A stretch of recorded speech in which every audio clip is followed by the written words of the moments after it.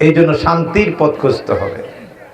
বন্ধুরা আমার, কি বলতেছিলাম, খুবাইব কি তিনি আটকে ফেললেন খুবাইবকে, বলে খুবাইব কালমা ছাড়বি কিনা, বল কালমা ছাড়বি কিনা। কোনা জীবন দিতে পারি। কথা হলে তোমাকে হ্যান্ডওভার করলাম। ঘরের ভিতরে তাকে তালা মারলো, পানি খাদ্য সব বন্ধ করে দিল। এর এলাকার মধ্যে একজন মহিলা ইসলাম গ্রহণ করেছে। রাত্রি রজনী যখন হতো, এই মহিলাটা তো ঈমান এনেছে, তার ভাইয়ের জন্য তার প্রাণ, তার জীবন, তার মহব্বত। ওই ভাইটাকে দেখার জন্য গোল গুটে অন্ধকার পাড়ি দিয়ে ঘরের কাছে গিয়ে দেখতো খুবাইব কি করে। মানুষগুলা যখন নীরব নিস্তব্ধ হয়ে যেত, এই মুহূর্তে আল্লাহ রাব্বুল আলামিন খুবাইবের জন্য জান্নাত থেকে খানা পাঠাইয়া দিতে। আল্লাহর কাজ করলে আল্লাহ খুশি রাজি হয়ে যায়, বান্দাকে সাহায্য করে, করেনি? আল্লাহ পাক বলে, বান্দা তুমি যখন বিপদে পড়ে যাও, আমার কাছে তুমি সাহায্য চাও, আমি আল্লাহ তোমার জন্য সাহায্যের হাত বাড়াই দিব। ওয়া কানা হাক্কান আলাইনা নাসরুল মুমিনিন। জোরে জোরে বলুন আল্লাহু আকবার। খুবাইবকে ওই মহিলাটা ডাক দিত, ভাই খুবাইব, রাত্রিবেলা দেখি তোমার হাতে আঙ্গুর ফল, উন্নত মানের ফলগুলা তুমি খাইতেছো। ওই ফলগুলা কোথায় থেকে আসে, কে তোমাকে দেই? দিনের বেলা তো তোমাকে কেউ খাদ্য দেয় নাই, পানি দেয় নাই, এই খাদ্যগুলা কোথায় থেকে আসে? বোন, এই খাদ্যগুলা গভীর রজনী যখন হয়, আল্লাহ রাব্বুল আলামিনের পক্ষ থেকে কে যেন আমার ঘরের ভিতরে রেখে যায়। আর এই খাদ্য খাইলে আমার শরীরটা এত সচেতন হয়, এত ভালো হয়, আমার শরীরের মধ্যে কোনো দুর্বল, ক্লান্ত এবং পরিশ্রম লাগে না। ওই তারা যে অত্যাচার নিবারণ করে, সব দুঃখ গোলা আমার খাওয়ার পরে ভুলে যায়। জোরে জোরে বলুন আল্লাহু আকবার। দেখা যায় আল্লাহ তারে খানা দেয়, কাফেররা কষ্ট দেয়। এমনি যখন কিছুদিন হইল, দেখে সে মরে না, তখন আবু জাহেল্লা কইল, না রে খুবাইবরে মারি লইতে হইব। কি করতে হইব? সকলে বৈঠক বসছে, আপনাদের মতো এমনি বৈঠক বসে, বৈঠক বয়ে কইতেছে, খুবাইব কালমা ছাড়বি না, তোরে কিন্তু ফাঁসির কাস্টে ঝোলাবো, এমন শাস্তি দিয়ে তোরে মারবো, মক্কা জমিনে যেন আর একজন ইসলাম কবুল না করে। যেন বলেন নাউজুবিল্লাহ।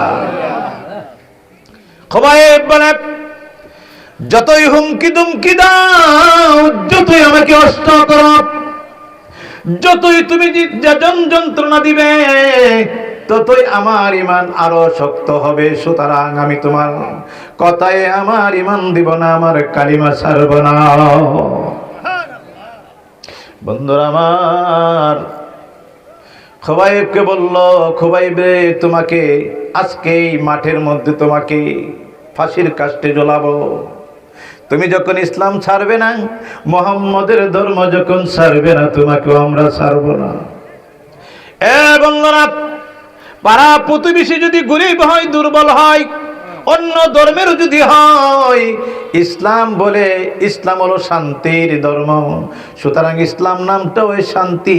ইসলাম কখনো কাউকে দুঃখ দিতে পারে না, বেদনা দিতে পারে না।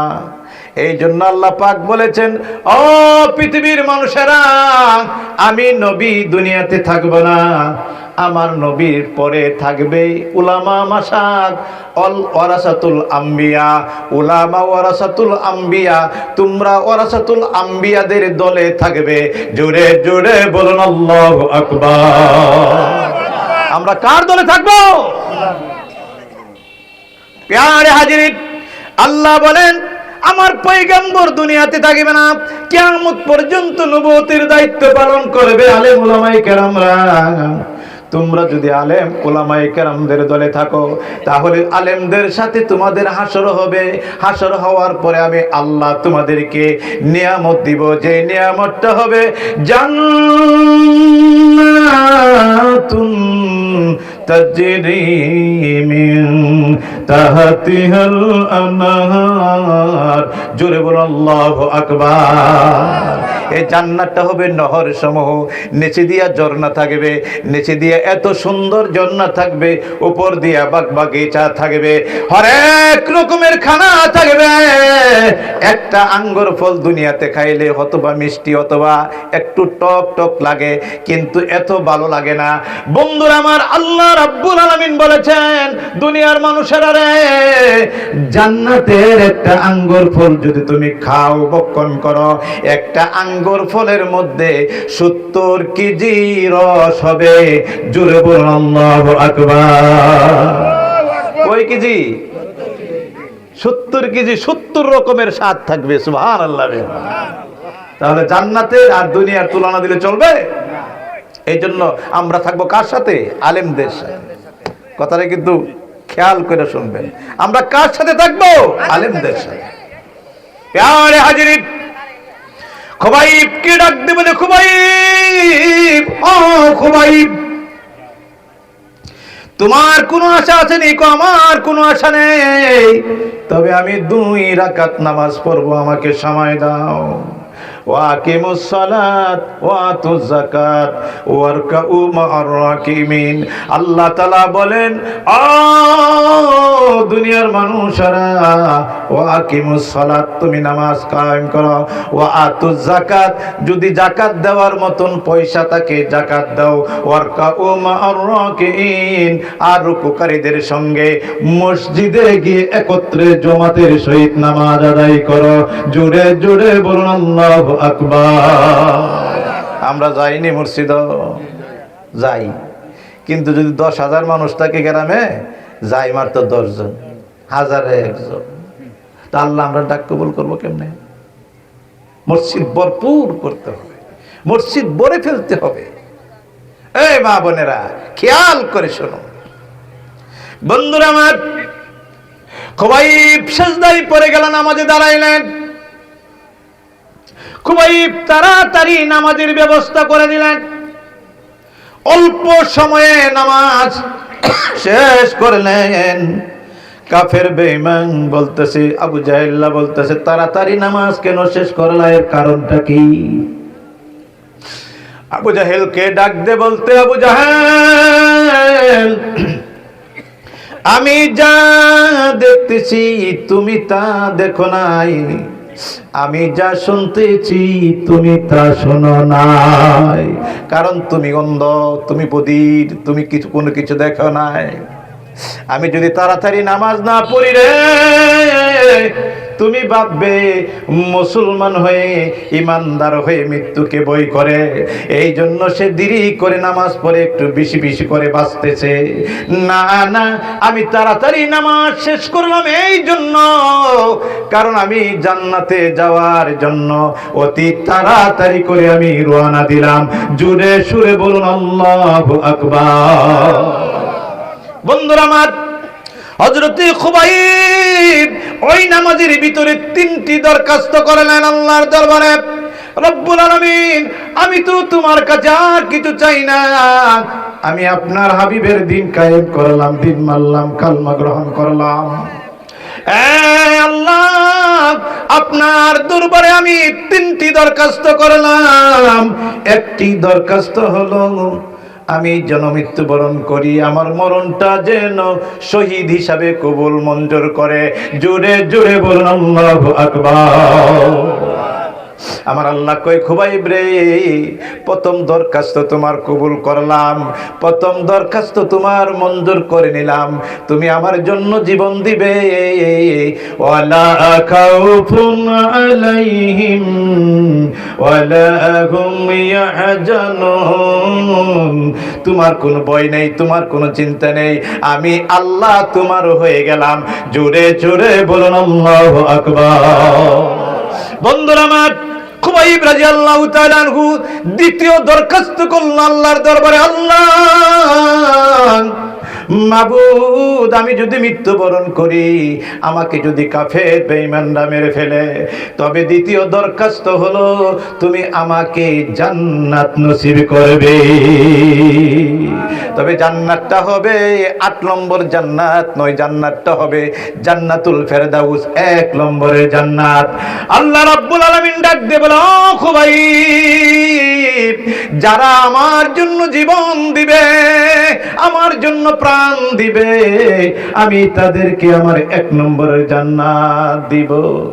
কোরআনের জন্য দিয়েছে যে প্রাণ, তাদেরকে তোমরা মৃত বলো না, বলো না মৃত। আল্লাহু আকবার। বন্ধুরা আমার, আল্লাহ ডাকতে বলে, খুবাইব রে, জান্নাতুল ফেরদাউস তোমার জন্য রেডি। জান্নাতুল ফেরদাউসের ছবি খুবাইবের চেহারার সামনে হাজির করে দিলেন আল্লাহ। খুবাইব তৃতীয় দরখাস্ত করে, আল্লাহ গো, আবু জাহেল্লা বলেছে আমার লাশটাকে খুব লাঞ্ছিত করবে, অপমান করবে, অপদস্থ করবে। এ খুদা তাআলা, আমার বন্ধু মদিনার কামলিওয়ালা নবী মুহাম্মদুর রাসূলুল্লাহ সাল্লাল্লাহু আলাইহি সাল্লাম আমার কাছে নাই, আমার লাশটাকে কে হেফাজত করবে? তিনি তো মক্কা ছেড়ে মদিনায় চলে গেলেন। এ আল্লাহ, 3 নম্বর দরখাস্ত, আল্লাহ আমার লাশটা যেন আবু জেহেলে বেইজ্জতি না করতে পারে, এই দরখাস্ত তোমার কাছে আমি আল্লাহ পেশ করলাম।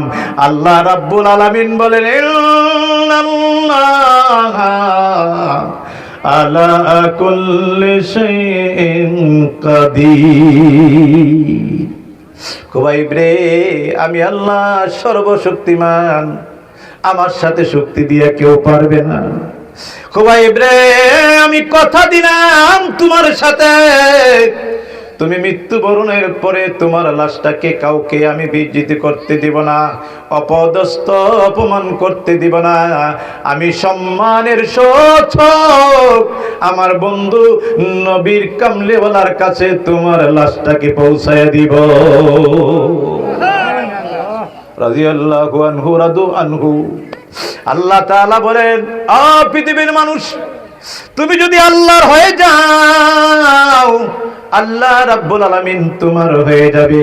পৃথিবীর কোন শক্তি, পৃথিবীর কোন কৌশল, পৃথিবীর কোন বুদ্ধি আমার বুদ্ধির সাথে, কারো বুদ্ধির সাথে তুলনা করা যাবে না। জোরে জোরে বলুন আল্লাহু আকবার। মেরাজতে খুদার হাবিব নবী কামলে ওয়ালা, ইয়া রাসূলুল্লাহ ইয়া হাবিবাল্লাহ। জোরে জোরে, মেরাজতে খুদার হাবিব নবী কামলে ওয়ালা, ইয়া রাসূলুল্লাহ ইয়া হাবিবাল্লাহ। এটা কি মাস? শাবান মাস। মাঘ মাস কয়দিন করে? রমজান মাস আইতেছে না, এটা হলো শাবান। এই এর আগে কি ছিল? রজব মাস। আল্লাহুম্মা বারিক লানা রাজাব ওয়া শাবান ওয়া বাল্লিগনা রমাদান। আল্লাহ রাসূল দোয়া করতেন, আল্লাহ রজব এবং শাবানের বরকত রহমত আমাকে দান করুন, এবং রমজান পর্যন্ত আমাকে হায়াত দেন। জোরে বলুন আল্লাহু আকবার। এটা বরকতের মাস, রহমত, বরকত, মাগফিরাতের মাস আইতাছে। সুবহানাল্লাহ। এই জন্য ওই দিকে আলোচনা গেলে আলোচনা বড় হয়ে যাবে।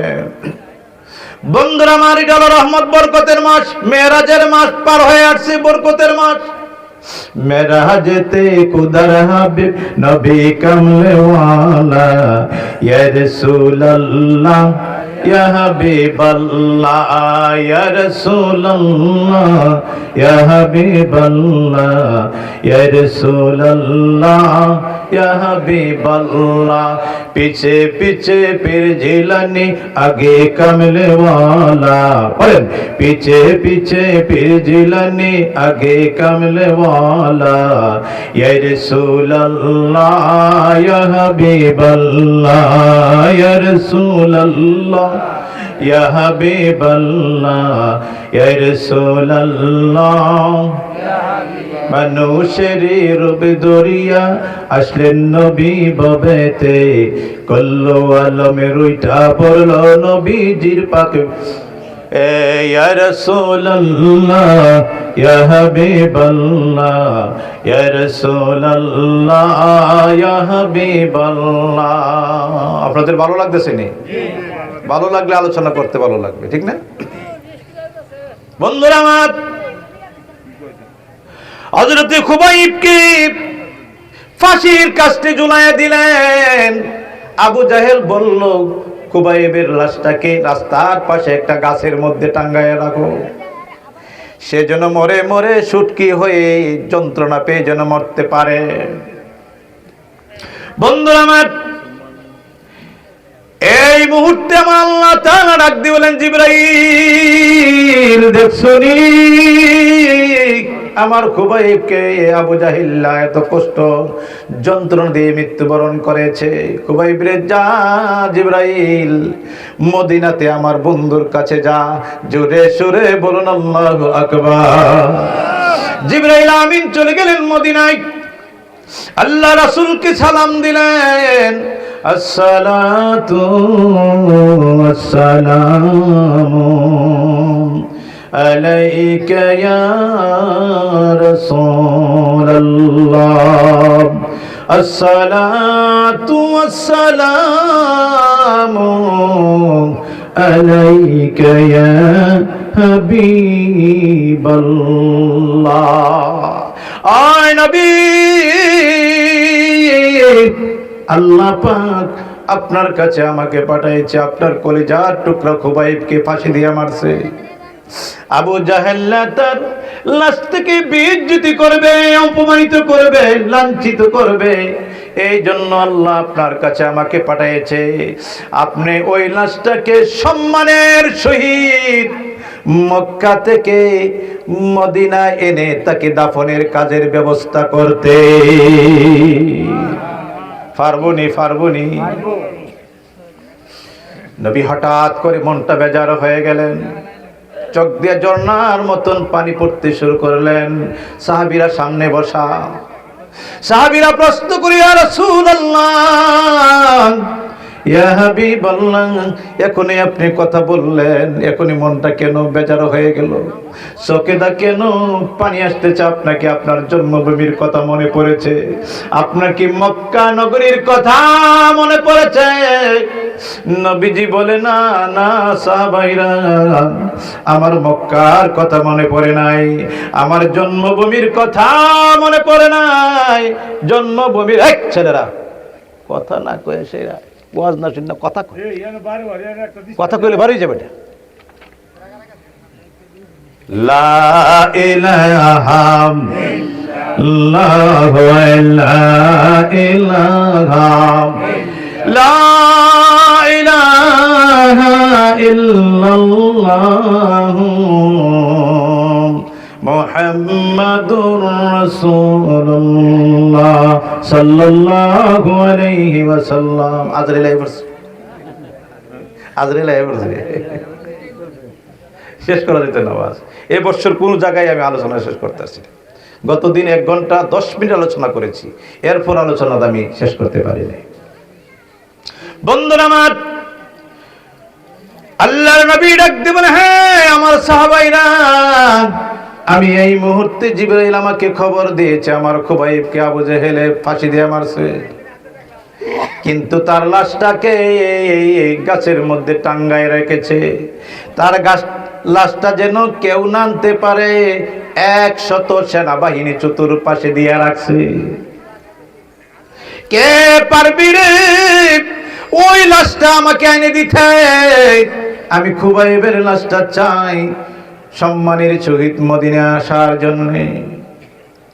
ভরপুর যুবকরা বসে আছে, একটা যুবক দাঁড়ায় গেলেন, তিনি দাঁড়ায় গেলেন। আল্লাহর নবী তার দিকে তাকাইয়া বললেন, আমি মনে মনে ভাবছিলাম তুমি দাঁড়াইলে আমার খুবাইবের লাশটা আনতে পারবে।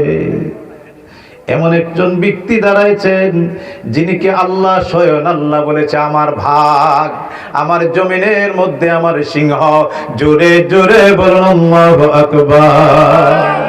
যিনি হলেন নবীজির কলিজার টুকরা, যিনি হলেন নবীজির প্রাণ হযরতে আলী, যাকে বলেছে আসাদুল্লাহিল গালিব, মানে আল্লাহর সিংহ। জোরে জোরে বলুন আল্লাহু আকবার। আলী তুমি দাঁড়াইছো, তোমার কথাটাই মনে মনে ভাবছিলাম। সুবহানাল্লাহ।